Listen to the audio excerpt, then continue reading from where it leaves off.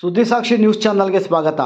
ಮೇ 17ನೇ ತಾರೀಕಿಗೆ ಕೊಚ್ಚಿಮಲ್ ನಿರ್ದೇಶಕರ ಅಧಿಕಾರದ ಅವಧಿ ಮುಕ್ತಾಯವಾಗಿದ್ದರೂ ಕೂಡ ಕೊಚ್ಚಿಮಲ್ ಆಡಳಿತ ಮಂಡಳಿ ಚುನಾವಣೆಯನ್ನು ನಡೆಸದೆ ಈಗಿನ ನಿರ್ದೇಶಕರನ್ನೇ ಮುಂದುವರಿಸಿಕೊಂಡು ಕಾನೂನು ಬಾಹಿರವಾಗಿ ಆಡಳಿತ ಮಂಡಳಿ ಸಭೆಗಳಲ್ಲಿ ನಿರ್ದೇಶಕರು ಭಾಗಿಯಾಗುತ್ತಾ ವಿವಿಧ ಯೋಜನೆಗಳಿಗೆ ಮಂಜೂರಾತಿ ನೀಡುತ್ತಿರುವುದು ಖಂಡನೀಯ ಎಂದು ಕೊಚ್ಚಿಮಲ್ ಮಾಜಿ ಅಧ್ಯಕ್ಷ ಕೆ.ವಿ. ನಾಗರಾಜ್ ತಮ್ಮ ಆಕ್ರೋಶವನ್ನು ವ್ಯಕ್ತಪಡಿಸಿದ್ದಾರೆ.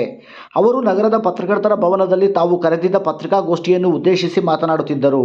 ಹಾಲಿ ಸಮಿತಿಯನ್ನು ಯಾವುದೇ ಕಾರಣಕ್ಕೂ ಮುಂದುವರಿಸದೆ ಸರ್ಕಾರ ಈ ಕೂಡಲೇ ಆಡಳಿತಾಧಿಕಾರಿಯನ್ನು ನೇಮಿಸಿ ಚುನಾವಣೆಯನ್ನು ನಡೆಸಬೇಕೆಂದು ಸರ್ಕಾರವನ್ನು ಅವರು ಒತ್ತಾಯಿಸಿದರು.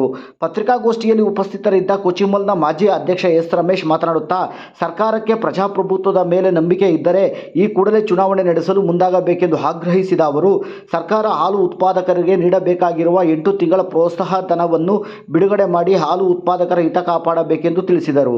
ಪತ್ರಿಕಾಗೋಷ್ಠಿಯಲ್ಲಿ ಜೆಡಿಎಸ್ ಪಕ್ಷದ ಜಿಲ್ಲಾಧ್ಯಕ್ಷ ಮುಕ್ತಾ ಮುನಿಯಪ್ಪ, ಗುಡಿಬಂಡೆ ಅಶ್ವತ್ಥಪ್ಪ, ಶಿಡ್ಲಘಟ್ಟ ಬಂಕ್ ಮುನಿಯಪ್ಪ, ಬಾಗೇಪಲ್ಲಿಯ ಪ್ರಭಾಕರ್ ರೆಡ್ಡಿ, ಚಿಕ್ಕಬಳ್ಳಾಪುರದ ಮುನಿಯಪ್ಪ ಹಾಗೂ ಇನ್ನಿತರರು ಪತ್ರಿಕಾಗೋಷ್ಠಿಯಲ್ಲಿ ಉಪಸ್ಥಿತರಿದ್ದರು. ವರದಿ ಜಯರಾಮ್, ಫೋಟೋಗ್ರಾಫರ್, ಚಿಕ್ಕಬಳ್ಳಾಪುರ.